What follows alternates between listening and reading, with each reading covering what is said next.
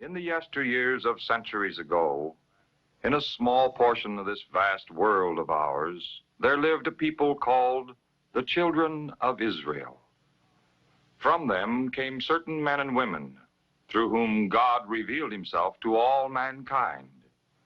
One of these was Elijah, a fearless prophet.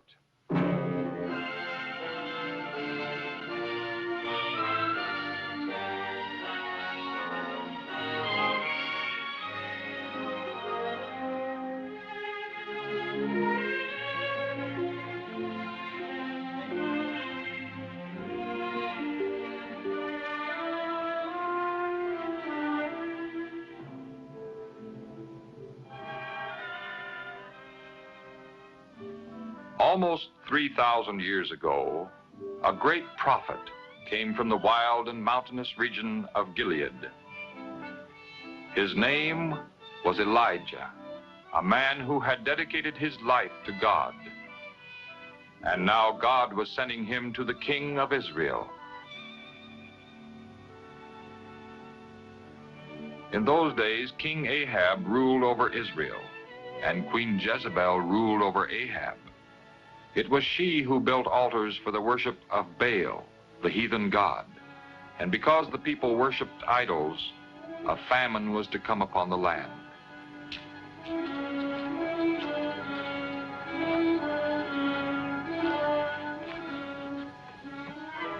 As the Lord God of Israel lives, whom I serve, there will be no dew nor rain these coming years,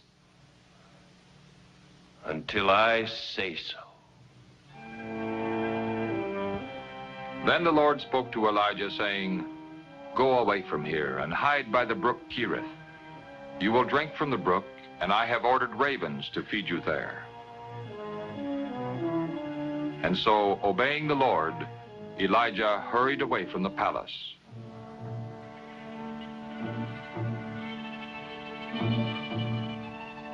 And Elijah lived in the wilderness and drank from the brook Cherith. And the ravens brought him bread and meat every morning and every evening. In this way, God provided food for him. But after some time, the brook dried up because there was no rain. Then the Lord spoke to Elijah again, saying, "Arise, go to Zarephath, and stay there. I have told a widow who lives there to give you food."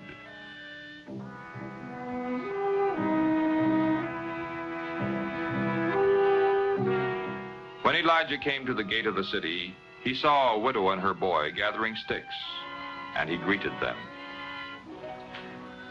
Please bring me a little water to drink. And also a bit of bread. As the Lord your God lives, I have nothing baked. All I have is a handful of flour and a little olive oil. I'm gathering a few sticks, and I'm going to prepare something for myself and my boy. After that is gone, we'll probably die of hunger.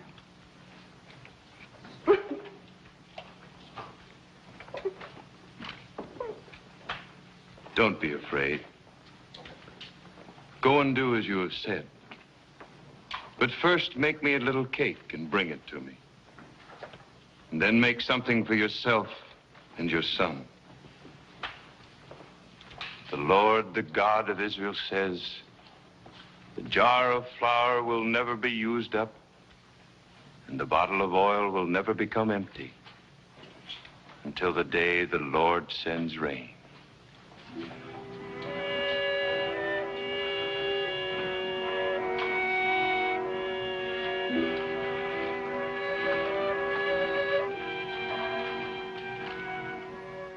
Obediently, the widow did what Elijah told her. And she, her son, and the prophet ate for many days. And just as God had promised, there was always flour in the jar and oil in the bottle. So Elijah stayed at the widow's home in an upper room. But one day the woman's son became sick and died.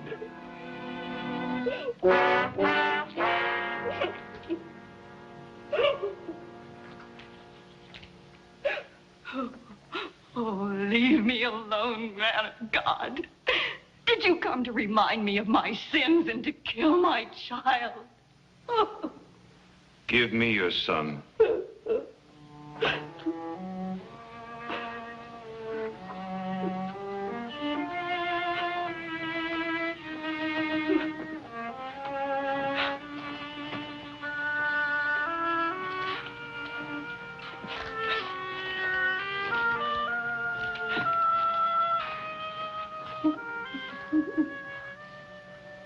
Then Elijah carried the boy into the upper room where he was staying and laid him down on his bed.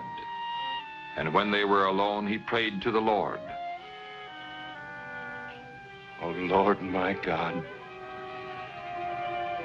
make this child alive again.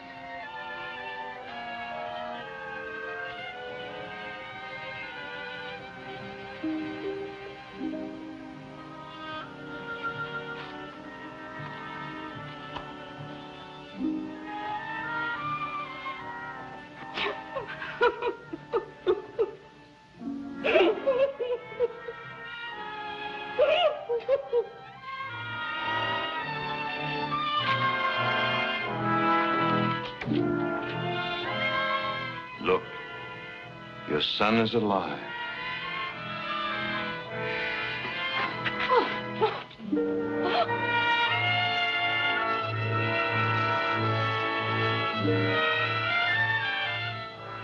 One day, Elijah sent a messenger to King Ahab telling him that he wanted to speak to him. Are you the one that's making trouble for Israel? I haven't troubled Israel, but you and your family have, because you have forsaken the commandments of the Lord and have worshipped Baal. Now, therefore, send men to bring all Israel to Mount Carmel, and also the 450 prophets of Baal, and the 400 prophets of Asherah, who eat at Jezebel's table.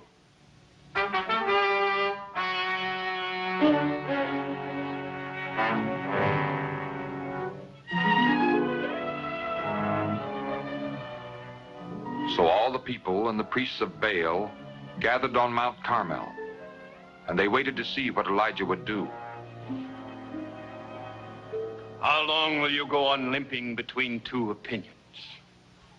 If the Lord is God, follow him. But if Baal, then follow him. Give us 2 bulls, and let the prophets of Baal choose 1 bull for themselves, and cut it in pieces, and lay it on the wood, but put no fire under it. I'll prepare the other one, and put it on the wood, and put no fire under it. You call on the name of your God, and I will call on the name of the Lord. And the God who answers by fire, he is God.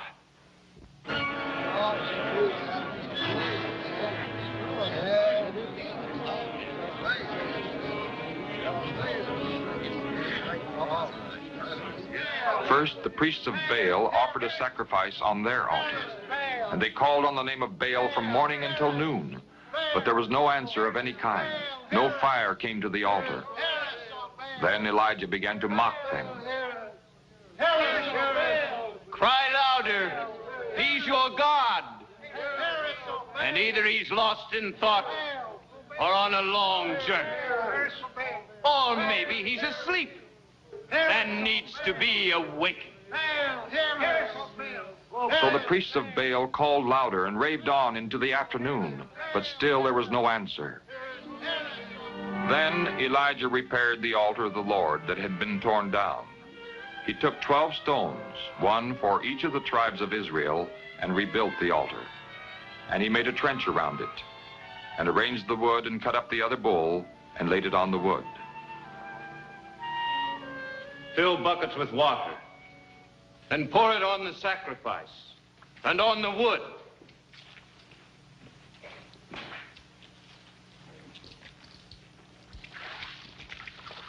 Do it a second time.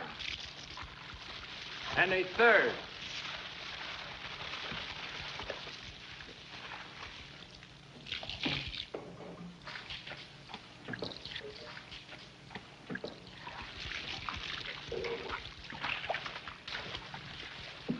O Lord God of Abraham, Isaac, and Israel, let it be known this day that you are God in Israel, and that I am your servant, and that you told me to do all that I have done.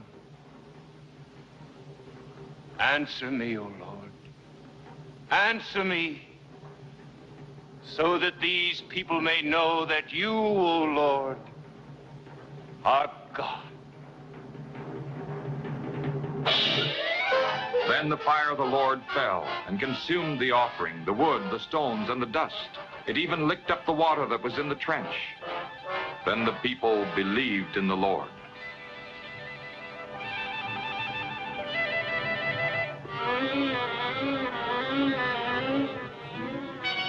Seize the prophets of Baal. Do not let any one of them escape.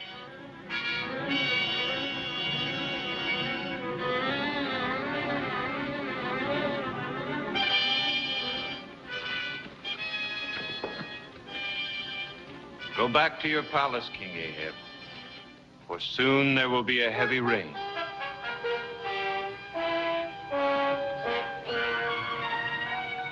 But when Ahab told Jezebel all that Elijah had done and how he had put to death all the prophets of Baal, the queen cried out in anger. May the gods punish me if I don't put Elijah to death by this time tomorrow. To save his life, Elijah fled into the wilderness, where he asked that he might die. But an angel of the Lord came and fed and comforted him.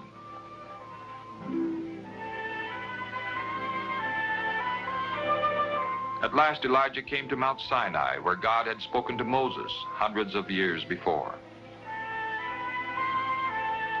As Elijah sat in a cave on the mount, a strong wind swept the mountaintop, but the Lord was not in the wind. After the wind came an earthquake, but the Lord was not in the earthquake. After the earthquake came a fire, but the Lord was not in the fire. And after the fire came the sound of a gentle blowing.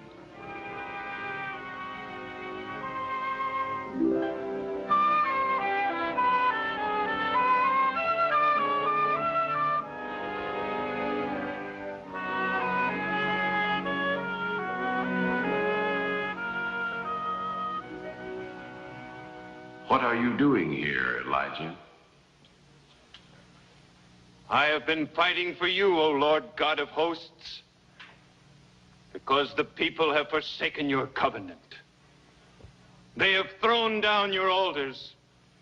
They have killed your prophets. Now I am the only one left, and they're trying to take my life. Then God assured Elijah that he was mistaken, that there were still 7,000 in Israel who had not bowed down to Baal. He also showed Elijah that his work would continue.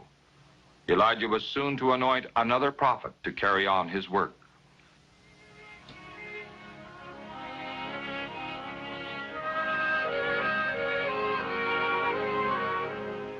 So, with renewed faith and courage, Elijah left Mount Sinai to continue his work.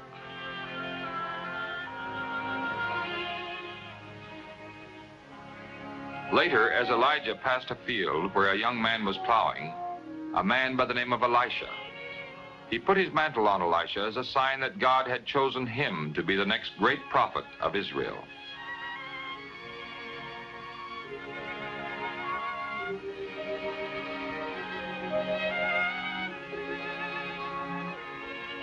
And Elisha left everything and followed and served him.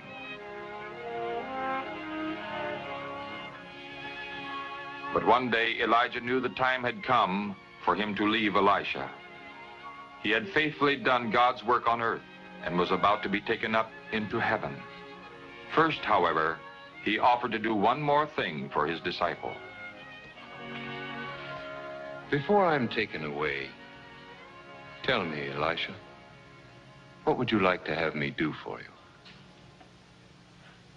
Please let me have a double share of your spirit.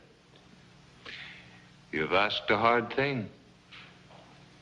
But if you see me as I'm taken from you, you receive what you've asked for.